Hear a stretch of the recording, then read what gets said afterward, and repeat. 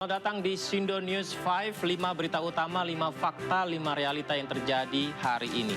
Indonesia kembali dihadapkan pada potret nyata, bencana berulang, misteri kematian yang menggantung, perang melawan mafia impor, revisi energi subsidi, hingga vonis hukum yang jadi simbol luka sosial.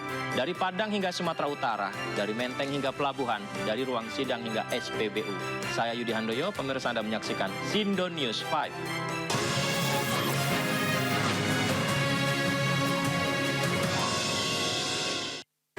Air bah dan longsor di Mandailing Natal bukan sekedar tragedi lokal.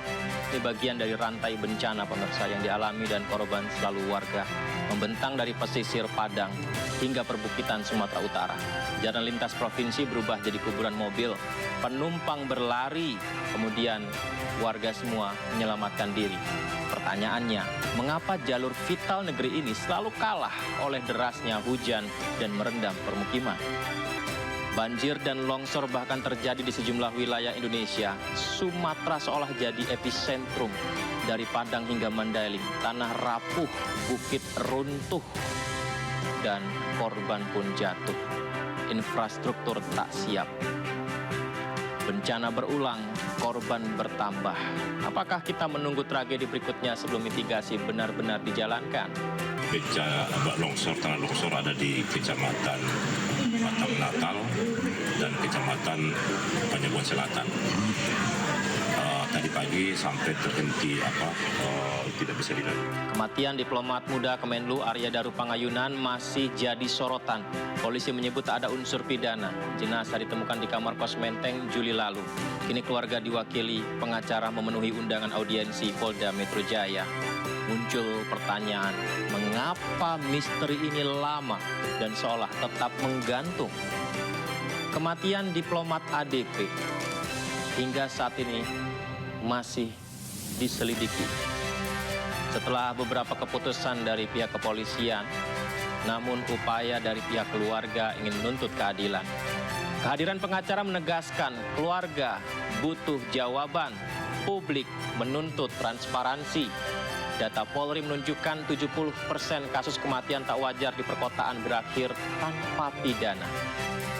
Namun publik selalu menuntut kejelasan dan Arya Daru bukan sekedar nama, ia simbol generasi muda, diplomasi yang pergi terlalu cepat.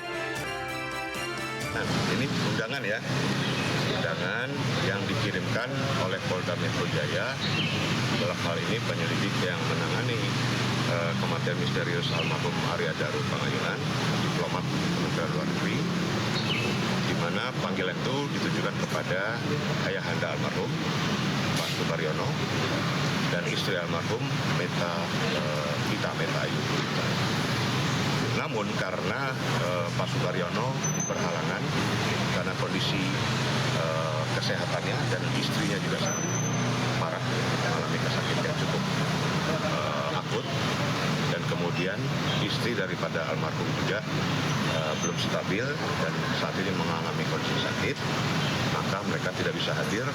Ya, kasus yang berangsur lama, tapi jangan sampai dilupakan dan hanya sekedar tinggal nama. Fakta-fakta harus diungkapkan, semua bukti harus dijelaskan, semua apa yang didapatkan harus disampaikan. Karena publik menunggu selengkapnya apa yang terjadi sebenarnya dengan kasus yang dialami diplomat muda ADP, pemirsa. Ya, pemerintah juga, lagi dari diplomatnya yang harus memberikan informasi lengkap mengenai perkembangan kasus ini. Tadi tentang ADP, informasi lain pemerintah juga sedang berusaha untuk menggencarkan perang melawan mafia impor barang bekas ilegal. Menteri Keuangan Purbaya Yudi Sadewa, bersih-bersih bea cukai. Garda terdepan pintu masuk barang ke Indonesia kini jadi sorotan. Apakah bersih-bersih ini cukup menghentikan praktik yang sudah terlanjur lama dan seolah mengakar? Dan fakta terbarunya pemirsa, entah ini apakah rahasia umum ataukah memang yang baru diketahui, fakta terbarunya, oknum bea cukai diduga menarik 550 juta rupiah per kontainer di pelabuhan. Jadi satu kontainer, oknum bea cukai menarik 550 juta rupiah di pelabuhan per satu kontainer. Bayangkan ada berapa banyak kontainer yang datang di pelabuhan dengan praktek thrifting ilegal ini. Jelas ini merugikan industri dalam negeri. Dan data Kementerian Keuangan mencatat potensi kerugian negara dari impor ilegal mencapai triliunan rupiah per tahun. Publik menunggu bukti nyata, bukan sekedar jargon-jargon perang mafia belaka, tapi kenyataannya semua terjadi berulang seperti sedia kala. Apa aja, belum tentu betul, harus bisa diklarifikasi lagi betul apa enggak. Saya nggak tahu angka yang sudah berapa, tapi yang jelas sekarang orang Bea Cukai udah nggak berani main-main lagi. Kalau main-main ya saya tindak ke depan, saya udah kasih peringatan keras semuanya. Dan mereka cukup baik, banyak orang baik-baiknya, jadi nggak usah khawatir. Ya, jika melanggar aturan, tentu pemerintah harus menegakkan aturan yang sebenarnya seadil-adilnya, apalagi kalau bisa menumbuhkan ekonomi, konveksi nasional, dan juga pengusaha muda Indonesia. Ya, bicara soal anak muda, pemirsa, persoalan anak muda yang sempat terjadi dan mengagetkan kita, kalau Anda masih ingat, Mario Dandi Satrio, pemirsa. Masih ingatkah dengan Mario Dandi Satrio? Anak mantan pejabat pajak Rafael Alun, kini resmi dijatuhi total 18 tahun penjara. 2 perkara menjeratnya, penganiayaan brutal terhadap David Ozora dan pencabulan terhadap mantan pacarnya AG. Mahkamah Agung menolak kasasi, putusan final, dan kita semua bertanya mengapa kasus ini begitu mengguncang publik hingga kini.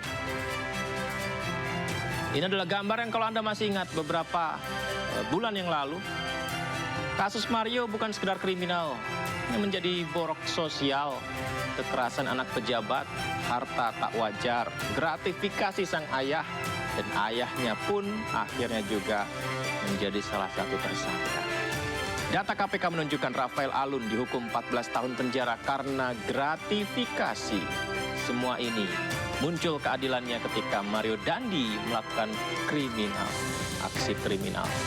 Dan publik melihat Mario Dandi sebagai simbol bagaimana kuasa, kekerasan, privilege ternyata bisa berkeliaran dan menjadi salah aturan. Vonis yang dijatuhkan 18 tahun jadi jawaban hukum. Tapi luka sosialnya, apakah sudah sembuh? Putusan tolak kasasi penuntut umum dan terdakwa.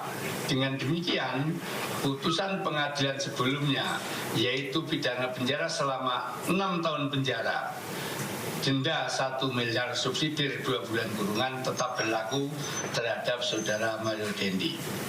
Sebagaimana kita ketahui sebelumnya, Mario Dandi juga telah dijatuhi pidana selama 12 tahun penjara atas kasus penganiayaan berat terhadap korban Kristalino David. Ya, hukuman dan keadilan untuk Mario Dandi harus terus ditegakkan, harus terus bergerak untuk menuju fakta yang ada di lapangan sehingga warga pun melihat ada keadilan di sana. Ya, pergerakan ini juga harus dilakukan juga oleh BPH Migas. Pemirsa, BPH Migas terus bergerak. Perpres penyaluran Pertalite direvisi. Tujuannya jelas, subsidi tepat sasaran. Ini sering kita dengar, subsidi tepat sasaran. Tapi hingga sekarang, kenapa nggak tepat sasaran masih menjadi pertanyaan. Mengapa baru sekarang setelah distribusi Pertalite lama tak terkendali? Data BPH Migas menunjukkan konsumsi Pertalite 2025 tembus 29 juta kiloliter. Angka yang jauh di atas proyeksi. Banyak pengguna bukan kelompok berhak yang mendapatkannya. Revisi aturan jadi prioritas, pemirsa. Publik menunggu tata kelola baru yang lebih transparan. Pertalite bukan sekedar BBM murah, tapi ini tentu simbol keadilan energi. Rakyat yang berhak harus mendapatkannya. Dan satu bisa disetujui pemerintah, otomatis kami juga lebih memudahkan untuk kontrol penyaluran BBM kepada masing-masing konsumen pengguna dengan baik. Dan sistem kami pastinya akan lebih menyiapkan sistem IT digitalisasi, juga settingnya bisa terpusat pada seluruh daerah. Ya, subsidi tepat sasaran, jangan malah menyasar kemana-mana. Pemirsa, banjir dan longsor terus menguji daya tahan. Kemudian misteri diplomat muda. Ini juga menuntut keadilan dan transparansi. Mafia impor menentang integritas. Kemudian Pertalite menagih keadilan energi. Ini juga informasi yang kita dapatkan beberapa kali.